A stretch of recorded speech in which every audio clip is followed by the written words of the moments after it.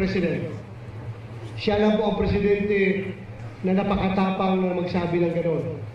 We cannot afford to fail him. The more na we cannot afford the Filipino people who are expecting us to do our mandate. And slowly, naramdaman ko ako mismo, naramdaman ko yung pagbabago ng pagtingin ng taong bayan sa ating kapulisan. Hindi siya nagbubuhat ako ng bangko. Every time magbiyahe kami, kausap ko yung Eddie Campo. Ito si Caro, Wilson Caro, si Glenn Alegado. Pag nasa sasakyan na kami, pagpasok ng sasakyan galing sa engagement, sabi ng Eddie Campo, Sir, makatuo ba ka sa nita mo sa mga karon? Sabi ko, di ko katuo, Glenn. Ano? Kami po sir ba, di may katuo, ganun inaano na sila. Bakit ganun na lang yung taong bayan? Everywhere I go, kahit saan ako pupunta sa Metro Manila o sa probinsya, ang tao, gasmag pa, dugok. Pagdugok, ikot nabukang naman siguro yung mga tawhanan na rin. Sa panasunod sa ulo yung mga tawhanan na rin. Mudas magman. Mudas magpapicture. Magko na eh. Dili mapagan. Yung mga security ko, mabuang na lang tinulak. Kaya, wag na kong bigamol. Sa una, after alas 5, dili pa ko si PNP. After 5 o'clock, nasa bigamol ako, sir. Lakad-lakad, hanap na makain konti, then manood na sine. Tapos uwi na nagkrami. Since nung nabalita na mag-CPNP ako, doon na nag-start. Doon nag-CPNP ako, sir. Pupunta ako doon. Nakakap ako, naka-jacket. Lakad, gano'n. Paglakad, may isa nakakilala. Uy, si Chief Bato. Sir, pwede ba picture? Picture. Makita na iba. Makita na iba na meron na nandun ako wala. Dasmag na. Marag pandemonyum yung bamol. Naglipog ko. Inana ba ko kagwapo nga? Kagwapo na naman. Isa lang ang indicator dyan. Isa lang ang indicator. Yung frustration ng taong bayan sa failure ng ating gobyerno na i-address yung problema ng droga, kriminalidad at korupsyon. Yun lang talaga. Sawang-sawa na yung taong bayan. Kaya ngayon sana tayo magkaisa. Hindi lang tayong kapulisan, pati mga LGU, tayo mga civilian mismo, military, pagtutulungan natin talaga ito na talagang itayo natin yung bandera ng Pilipinas. This is our last chance. Otherwise, after the Duterte presidency, kung sino man ang papalit, I don't know kung kakayanin niya yung ginagawa ni Presidente Digong karon. I don't know kung kakayanin nila.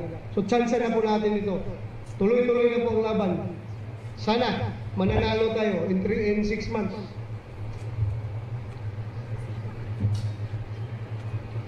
Tuloy muna, kunti lang. Relax lang muna. Kaya ulit-ulitin ko na ang sino man sa kapulisan na mapatunayan kasangkot sa illegal na droga ay mabibigyan ng nararapat na parusa. Magbago na ang dapat magbago. This is your chance to save your career and live better lives. Huwag niyo itong sayangin. Huwag niyo itong sayangin pa. Maging mabuting ehemplo kayo sa ating mga kababayan. Sabayan natin ang pagbabago sa buong bansa. At ito ay ating bigyang buhay sa pamamagitan ng pinag-ibayong serbisyo. Bilang ama ng organisasyong ito, nais kong makita ang marami pa mga bayaning pulis sa ating mga hanay. Hindi nyo kailangan magbuwis ng buhay upang maging bayani. Maghandog lang kayo ng malinis at maayos na paglilingkod.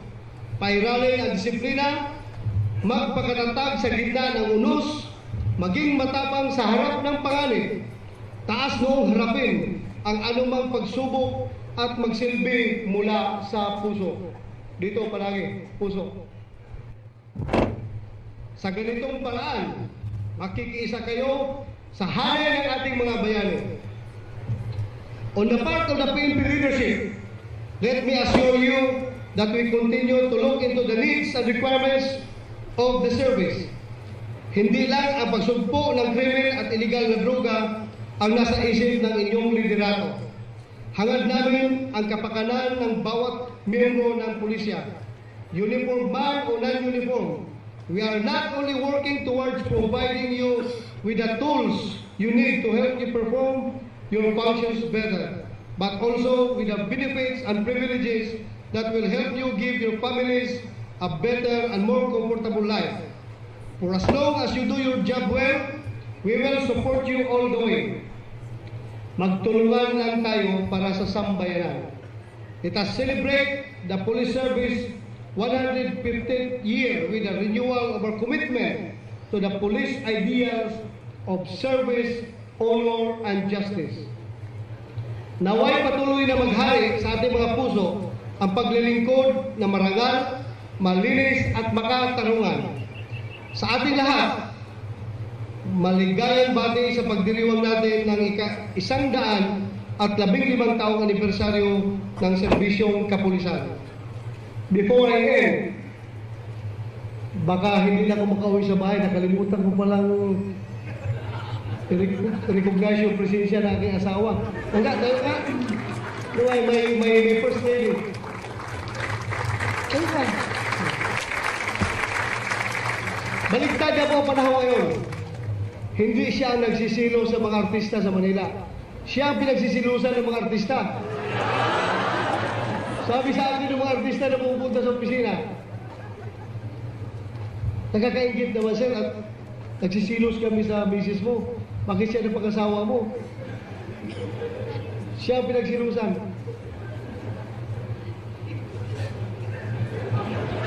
Okay lang? Okay lang. Yung palang mga misis ng class 86 na dito. Please stand up yung ladies ng 86. Dalawa lang ba kayo? Dalawa lang? Tindog para yung aking mga anak, yung aking mga dalaga. Kayo, pakilala kayo. Napakilala ko sa inyo para tulungan nyo ako pag nakita ito sa mga mall, baka kidnapin ito ng mga drug lord. Alam nyo, yung mga drug lord, pag hindi nila ako nakuha, hindi nila makuha si President Duterte. Doon sila titira sa weakness kung saan tayo mahina, sa pamilya. Marami na akong alam doon na sa Manila. Hindi niyo alam, hindi na babalita. Pero umiiyak na sa akin pupunta ang isang opisyal na nagtatrabaho against drugs. Sir, ganito po nangyari sa buhay ko. Kaya ako nagkaganito. Personally lang, kinito sa akin. Yung wife niya, kinidnap ng drug lord. Yung anak niya, kinidnap ng drug lord. Hindi na babalita yan. Pero grabe ang suffering ng mga tao na nagtatrabaho against drugs. Ganun nakatindi. Mabuti sana kung magtatrabaho mga Pilipino lang. Meron pa nagtatrabaho na foreigner. Ganun katindi. Kaya pag hindi tayo kumilos ngayon, walang pupuntahan. Mabubuhay tayo under the threat of narco-terrorism. Narco-terrorism gagawin nila. Sa ating lahat, maraming salamat po at magandang umaga po sa ating lahat. Thank you very much for the lively and voting message. Sir, please take your seats muna. May nakalimutan lang ako. Meron pala ako i-award, sir. This is, please take your seats. Yung dalawang awardee dyan sa encuentro, please tumayo kayo dito. Yung may mga wounded, dito kayo. Aid.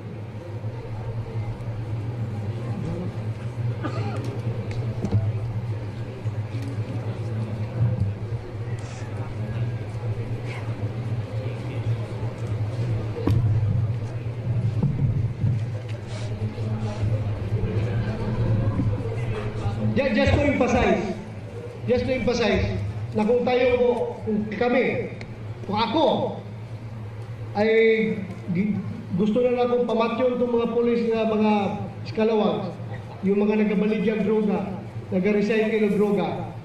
Kaya mga polis na ito nga tarong, nga nagserbisyo, nga buhis na ilang kinabuhi, dili mahadlok mamatay, para mas daghang pa silang mapatay nga mga drug lords o mga drug pusher. Ako sila tagaan o tag-isa ka Glock 30 kanang 45 caliber. 45 caliber na pistol. O, 45 na dili na nga yung isa ka bala ron, tumba ng drug lord din eh, ha? 45.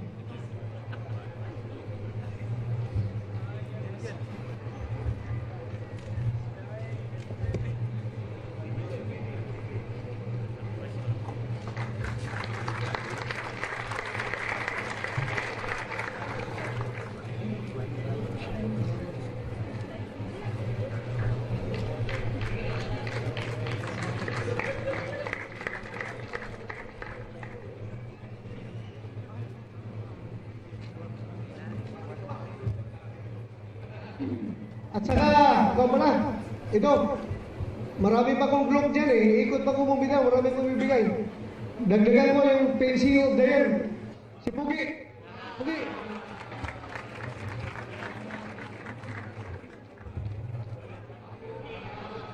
Ito dia. Kini si Pugi. Kung hindi nyo alam, ito yung pinakamagaling na operative ng Davao City Police Office.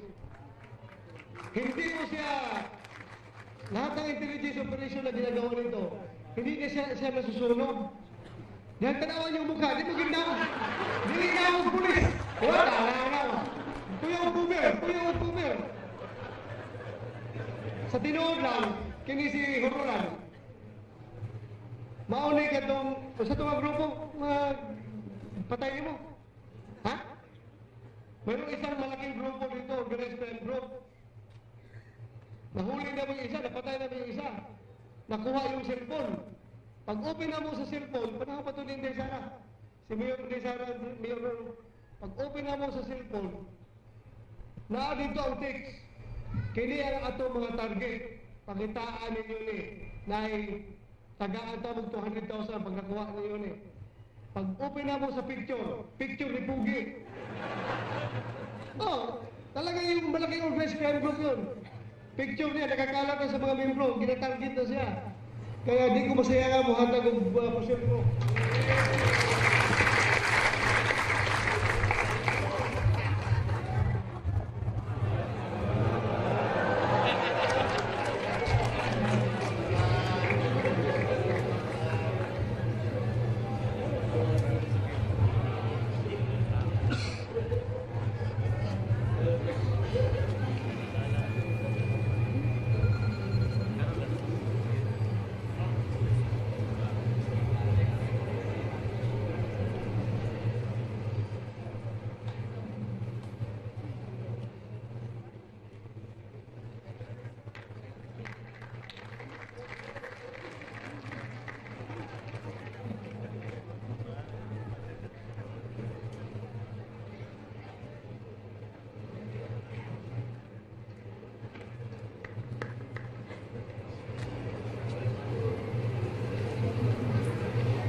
Salamat. Thank you very much, sir. And to show our last gratitude to our guest of honor speaker, a plaque of appreciation was prepared. May I request our regional director, the Chief Superintendent Manuel Garla, to hand over the plaque. He will be assisted by the members of the command group. Citation reads, plaque of appreciation is here represented to Police Director General Ronald M. De La Rosa, Chief Philippine National Police, in grateful recognition and sincere appreciation of his benevolence, in gracing the 115th Police Service Anniversary Celebration with the theme, Hamon ng Pagbabago, Pinatibayong Serbisyo, as the guest of honor and speaker. Given this 9th day of August 2016 at the headquarters, Police Regional Office 11, Camp Quintin M. Merecido, Davao City.